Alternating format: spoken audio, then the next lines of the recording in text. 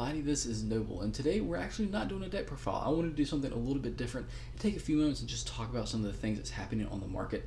Konami made a massive announcement with a huge reprint list for the 2020 Megatins, which is absolutely amazing. Very thick list, over 200 cards, has absolutely everything under the sun except like the BLS link and impermanence, but I'm positive those are going to get later on this year, so not really worried about that. But when I read the list for the first time, I was just absolutely, like, my jaw dropped like 3 times, or 3 or 4 times. Like, I was just absolutely floored by all the reprints. So this brings up a lot of different questions. It's like, okay, so should I grab Borlo Savage now? Should I grab an IP now?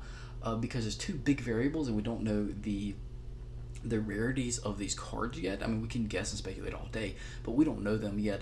And then also the pull ratios for these things. So I just kind of want to take a few minutes and talk about that. Before I do get into that, I've actually been getting a lot of requests to show the Ghost Girl side of my Dark World Ghost Girls playmat. So here it is. Can't really see Ghost over too well, but she's there. She's great. It's just really deep, vibrant colors. It's really cool because they do like this is the hand trap one, so there's no material impermanence. Maxi's up here in Nibiru, Drill and Lock is absolutely great. I'm going to link down in the description below where you can get a hold of them and order a playmat, cloth, zones, no zones, 1 player, 2 player, you know, that you can put Avermax, Appaloosa, anything. You can put up to 3 on 1 playmat. They can just do a ton of things. You want it, they can do it for you. Absolutely great customer service. Will definitely recommend you guys go check them out. So now that you've seen this playmat, let's kind of get into this. I'm still on vacation, so I would normally do this on my laptop, but I don't have it, so I'm going to just be showing my iPad. I'm just going to pull this up just a tad. But yeah, I guess I just really want to take a few moments and talk about some things happening in the market, because a lot of stuff is happening. So make that a little bit bigger. To start off with, I just wanted to talk about like some of the things that I think, like the rarity bumps. We're going to get the prices in a minute, so if you want to just skip to that, that's totally fine. Psychic Wheel Leader, I think personally, I think that's going to get hit with a super rare. I don't really care too much about that, but I do think that's going to happen. LB is interesting. I know a lot of people are hoping for a prismatic secret rare LB, and I think that might would happen, but if they do that, I'm pretty sure they're going to do Pisty as well, and that would take up 2 of the super rare slots, so I don't really know exactly how I feel about that, but it could very well happen. You never really know. Witch's Strike is also interesting. I do have 2 of the original secret rares, and I think they did get bought out at one time. I'm not sure exactly where they're sitting at. So again, with the hiccups, man, I literally kid you not, guys, I haven't hiccuped all week, all vacation. I haven't hiccuped once. I start recording, I hiccup. Omni Dragon Brotar is really interesting. I don't know where they're going to place this at. I personally think maybe this might be a super, maybe an ultra, but I'm not 100% sure. Fire will exceed. Personally, I think that might get hit with a common, honestly. But I mean, there's just a ton of things in here. The Dangerous is really cool. The Valkyries is awesome. I'm super excited. I would love to see Airday with a prismatic secret. I would be floored, but I'm one of the like 20 Valkyrie lovers that's not a bot. So that's just my personal opinion. I was super thrilled to see the Valkyries getting here, and also the Tennies. I would love for all of the Tennies to get super rares to match Fashuda and I can't remember the other one that's a super rare. Adhara. I believe Adhara is the other super rare. Yeah. So I would love for all these to just get the super rare spots. I think that would be really cool. Ren Ryu would also be a great super rare spot. Golem Maru is already a secret rare, so I don't think that one's going to be hit with another one. Marincess Blue Slug, I believe, is the only Marincess that's not a secret, unless I'm wrong. So I think she's an ultra. If I'm wrong, correct me. But that would be really cool to see that one get hit with the secret as well. When the Wind Charmer, I just want all those to be accessible in Starlights. Like, that would be really cool.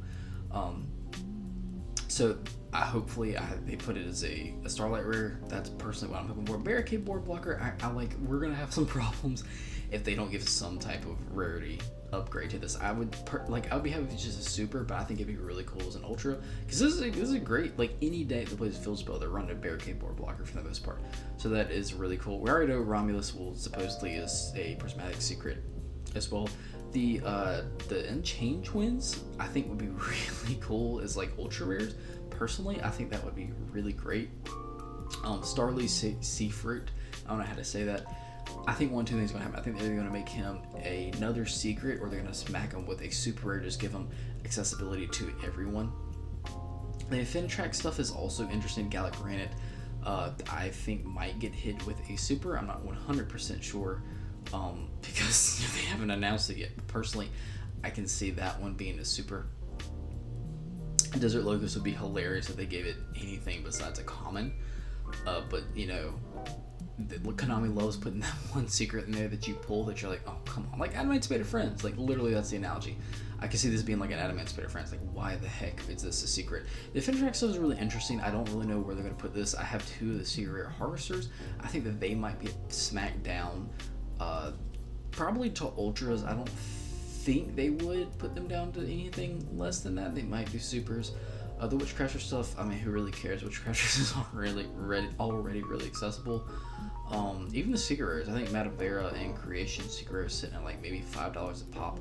Anyway, alright, so that's really it. I just want to really briefly go over that. So let's get into the actual prices of things. So that's really what matters. So don't pay attention to the freaking people already trying to price them. That doesn't matter. But the cool thing about Borreload Savage, so it's down to 43, which is a massive drop, or $40, which is a massive drop. But the thing with this is, so this is an IP I'm worried about, because just let me explain to you why I'm worried about this in IP. So I'm worried about IP and that Borreload Savage for the sole reason of I think it might have kind of the invocation effect. What I mean by that is, and as soon as it got announced in Battle, the invocation got announced in Battles of Legends, a secret rare, it dropped to $16 that day. Okay, so it dropped to 16 that day, and I was like, man, this is awesome. I think it's just going to drop to, it's going to be a $10 card. And then it got shorted like freaking crazy, where people weren't pulling 1 to 2 per case. Absolutely insane. And then now it's like a $25 card. I think it's sitting at the top, even above Armageddon Dragon. So I'm worried that this is going to have an invocation effect, because IP sitting at 24 is an absolute steal. I think I already have one, and I'm personally considering grabbing another one 24. Now, if it turns out that it's a super or an ultra, but it's easier to pull, I mean, yeah, okay, and this ends up being a $15 card. Okay, yeah, I lost out on $9. That sucks. Personally, I think this is a really good price at the moment. We do have to wait 2 weeks, less than 2 weeks. I don't know. Just take it with a grain of salt. You know, kind of what are the ones that you want to wait on.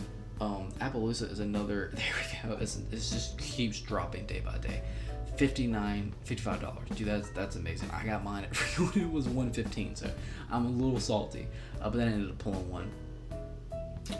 Unless you're going for a Starlight, but at 54, I absolutely would not buy this right now, because not only is it getting the reprint, and this is also getting another gold alternate art reprint in the maximum gold, so I definitely would not spend any money on this price for an Appaloosa right now. I'd just wait 3 weeks. I mean, especially no tournaments really going on or anything right now. I mean, if you need one and you're dying to have it, I mean, go for it. But personally, I think you'll save a ton of money if you just wait three weeks, because I think this is going to tank a lot, especially with another confirmed reprint in a few months as well. The next one's Crusadia Avermax. Now this one's really interesting. I pull one? Yeah, I pulled one from Dark Neostorm, and then I ordered another one like a month ago, like 25, and it's dropped down to $21, which is really interesting. Personally, I think this is gonna be like a $12 to $15 card. Would you be foolish to grab one now? Maybe. You know, it's hard to say because you don't know pull ratios or anything like that with any of these things. But Avermax is just a great stable boss monster, rank 4, just absolutely great. Can't be targeted, does attack stuff. Just really, really good. When he leaves the field, he shuffles something back to the deck, which is great. $20 for an Avermax is not bad, but I also don't see this card going up in price even more. I think it could personally only go down, especially with the reprint, because it was already set about $25 anyway. Alright, so the next one is Silent Mine, and personally, I am a believer that this is going to get smacked for common. I think this is going to be really accessible for a lot of the decks. I think that Konami has more cyber stuff in mind, and they just want this more accessible now. Now, like Secret Rares, $10. I think that's going to drop significantly in the next few weeks. So if you want to, really max out the rarity on your Silent Mine, like your Sounding Greats, your Mathemax. I'm a Mathemax player. I need 2 more Secret Rares. I haven't gotten them yet. I'm going to wait a few more weeks because I think this is going to dip down to like $7 personally. Something like that. But I do think Silent Mine is going to get hit with the common, if not that, a super rare. But I don't see it being any higher than a super rare in this set, personally. So I do think this is going to tank quite a bit. Fantastical Dragon Phantasma is a really interesting one. This is not... It's about what, like $26, $27 for the secrets. The actual, yeah, there you go. So that tanked a ton as well, which is really interesting. Now, if you're going for the ultras, which is what I have, they are sitting at about, you know, $9.50. That's not bad at all for, you know, if you want to get a place of this, it's not much. Under $30 is really interesting. Now, it definitely is just going to go down more from here. Personally, I think so. I wouldn't recommend grabbing one at the moment. But like I said, I'm not a market expert by any means. I am not declaring myself a market expert. These are just my thoughts. Now, the really interesting one to me is Poppy Strikes. I did not expect Poppy Strikes to get in the set at all. 100% did not expect it. So these are just the Korean. I don't know why Korean one's popping up for these secret rares. These are actually sitting at $51. I checked the other a few minutes ago. So, but the really cool thing about this is the Toon Chaos Unlimited. I believe they're already below 30, which is really great. Collector's rares dipped as well a tad bit, but just being able to grab a place of this for under $100 now is just really mind-blowing considering how much this has been for so long. This is one of the ones that I wouldn't be surprised if they do short, if they shorted this one again, like it's gonna be kind of an invocation effect. I'm not sure. I didn't expect them to put it in here, so maybe it's not gonna be plentiful of it, but being able to grab a playset of this now for less than $100 is really cool. Alright, next up, I don't even remember what's next up. World Legacy Guard Dragon. This is one I'm actually really excited about, because I've been saying for a while now that this needed a reprint because it was sitting like 50, I think it was like close to $17 at one time, and I thought that was crazy. This is a really great card. I'm so happy it's getting a reprint. Personally, I can't really guess what this is going to get hit with. I think it's going to get with the secret rare, the Prismatic Secret. The only reason I think that is because World Legacy Succession got it last year, and I think that this will follow suit with that and get that Prismatic Secret. It's going to be really beautiful, and I would pay for it. If it's $10 under, I would pay for a playset of that Prismatic Secret Guard Dragon. I think that'd be worth it. This is one I'm super excited about. It gives Megatin the Serpentine Sky Slasher. Now this one's really exciting because I got for my Orcus deck, I got this one when it was at $25. So still, again, I'm a little salty, but this one's interesting. You can already grab the secret rare for $10, and that's awesome. I think one of two things is going to happen. I think they're going to hit this as a super rare, or I think this is going to be an ultra. I don't think this is going to be a secret. Personally, I think that they're going to either make this super rare and be way more accessible, or it's going to have an ultra spot. Either way, I'd be happy because multiple places against Megatin is just nothing but a positive thing in my opinion. Okay, next up we have, Infinity Fortress Megaclops. Now this one's awesome. I actually bought this for $8 on eBay a little over a month ago, and literally 2 days later this just spiked after the Numeron stuff, and it went up to like $30. It got bought out like crazy. Now it has dropped way down to, you can get this for like $750, $740. That is so crazy. I don't really know what to pay the Affintrack stuff with. I have no idea what the rate is going to be. No one does. And like I said, again, I am not a market watch expert. Absolutely not at all. I think this is already a secret. I think this could get hit with an ultra. I don't really see them putting this lower than an ultra, but who knows. But the fact that you can get this now for just freaking $740, like, that is awesome. This will probably drop even more, but it might have the Infinitrack effect where it is still like really viable thing. I play it in Photons because I'm a Photon player, but this is really valuable, especially with the Numerons, and Numerons being a really big thing right now. If it does end up being short printed, it could go up even more and jack up in price. So if you wanted to grab one of these now for $743, like that's not a bad price at all, personally, I think. Alright, so next up we have Sergio, Watch at the Evil Eye. Now this is one I'm actually excited about, because this just gives access to more rogue deck playing, because Evil Eye is a fun deck. It's a high rarity deck and it's fun, and overall it's really budget except for Sergio. So it's really cool that this is going to be more accessible now, because if someone wanted to play, just have fun with a rogue deck and build Evil Eye because they like the artwork, they like what it does, because that like the artwork really attracted me to it. And then you're sitting there putting things in your cart, and then you get the Sergio, and it's $60 for a playset, and that's really crazy. But now this is dropping, and I have no idea. This is a beautiful secret rare. Can't really visualize it being anything but a secret. I don't really think they're going to make it a prismatic secret though.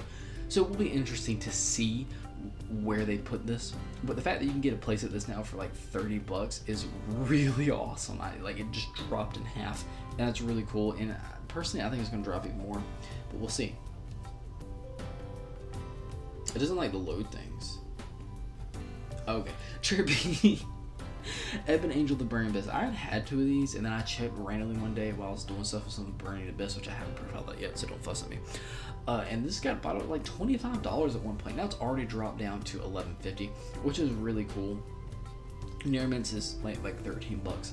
I don't think, personally, I think this is going to be a super. That's my opinion. But we'll see. I have no idea. No one does.